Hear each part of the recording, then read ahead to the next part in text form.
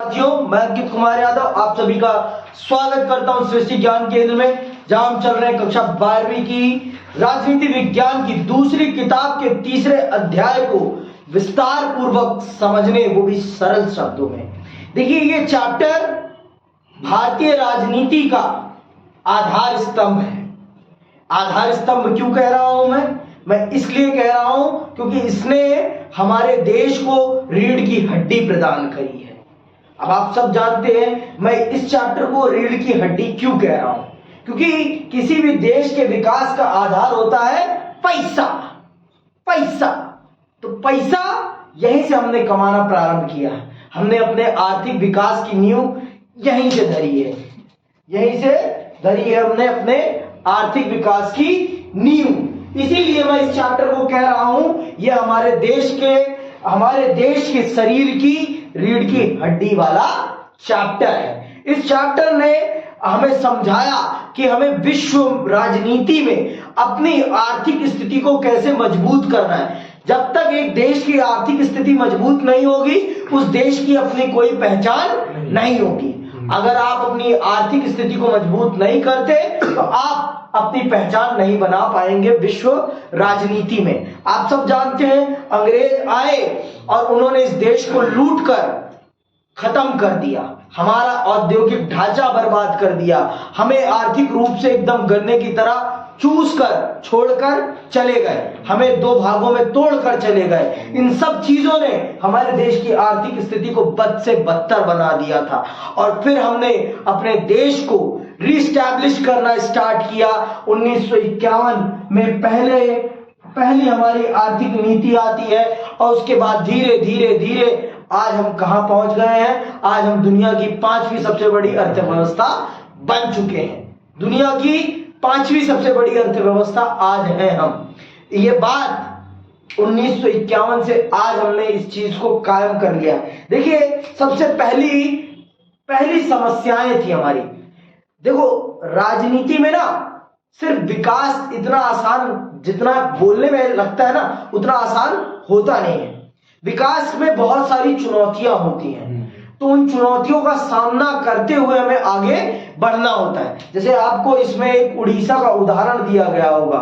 उड़ीसा के जंगलों को काटकर वहां से इस्पात निकालना, तो इसको बैलेंस करना, पर्यावरण और विकास को बैलेंस करना सबसे ज्यादा मुश्किल काम होता है। तो हमने किस प्रकार से विकास को बैलेंस किया, किस प्रकार से हमने अपने देश को आगे बढ़ाया, वो सारी की सारी बातें आपको इस चैप्टर में बताई गई। हमने किस प्रकार से अपने देश के लिए एक नीति आयोग का गठन किया, जो हमारे देश के संसाधनों का निरीक्षण करता है और बताता है कि हमें अपने देश के इन संसाधनों का किस प्रकार से बेहतर प्रकार से प्रयोग करना चाहिए और कैसे हमारे देश को आगे बढ़ाना चाहिए। आप सब जानते हैं कि नीति आयोग का प्रमुख काम होता है देश के आर्थिक संसाधनों का सर्वेक्षण करना और उनके अनुसार नीतियां बनाना और प्रधानमंत्री को एडवाइस करना कि देश के संसाधनों का इस प्रकार से प्रयोग किया जाए। तो ये एक बेटरमेंट है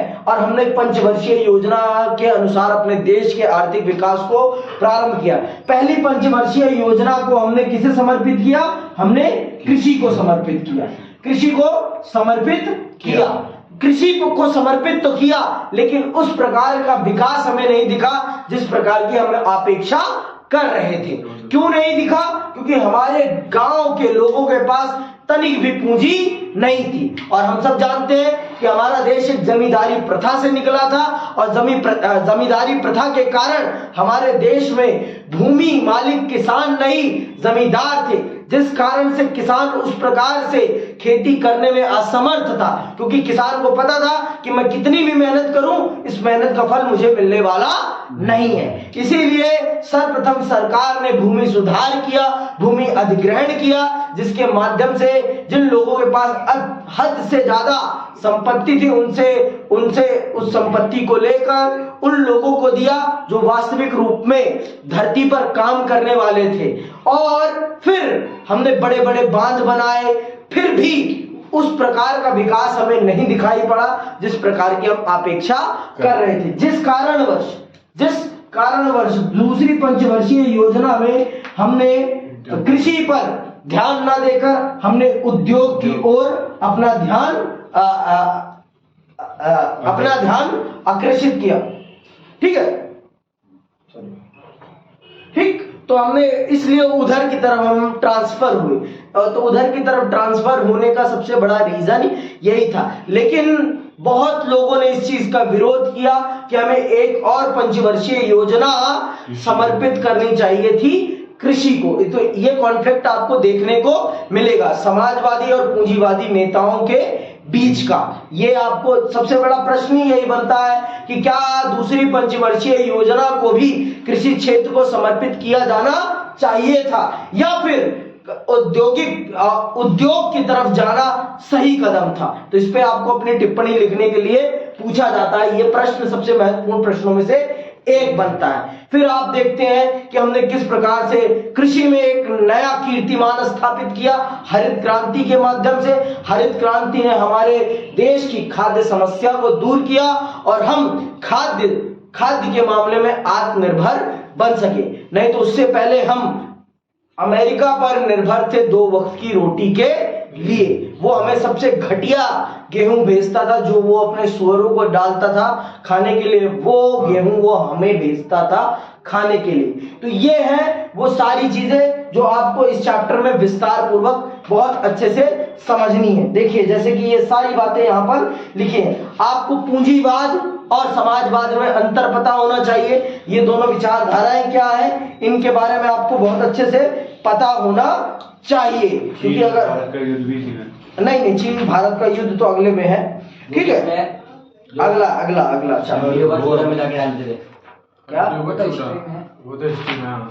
क्या बोल रही है हड्डियों का वो जो क्या नाम है गाय वो 1857 का विद्रोह है भाई।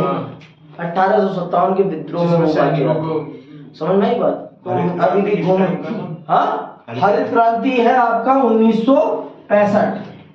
1965 या 64 मान के चलो, लाल बहादुर शास्त्री जी के टाइम पर ये संपन्न होती है। तो इस प्रकार से हम खाद्य संकट से बाहर निकलते हैं और अपने देश को आगे बढ़ाते हैं। तो ये चैप्टर प्रमुख तौर पर 2 ही विषय सबसे प्रमुख तौर पर उठाता है, आर्थिक विकास और आर्थिक विकास का सुनियोजन कि हमने किस प्रकार से आर्थिक विकास की नीतियां बनाई और किस प्रकार से अपने देश को आर्थिक जंजाल से बाहर निकाला। ये हमारे लिए इस चैप्टर का प्रमुख विषय है। देखो बड़े दुख के साथ ये कहना पड़ता है कि आज भी हमारे देश में 80 करोड़ लोगों को 2 वक्त के भोजन के लिए सरकार पर निर्भर रहना पड़ा है। ये बड़े दुर्भाग्य की बात है। ये देश के आर्थिक विकास को सबसे बड़े काले धब्बे के रूप में है। इसी के साथ मैं विदा लेता हूं। जय हिंद, जय भारत।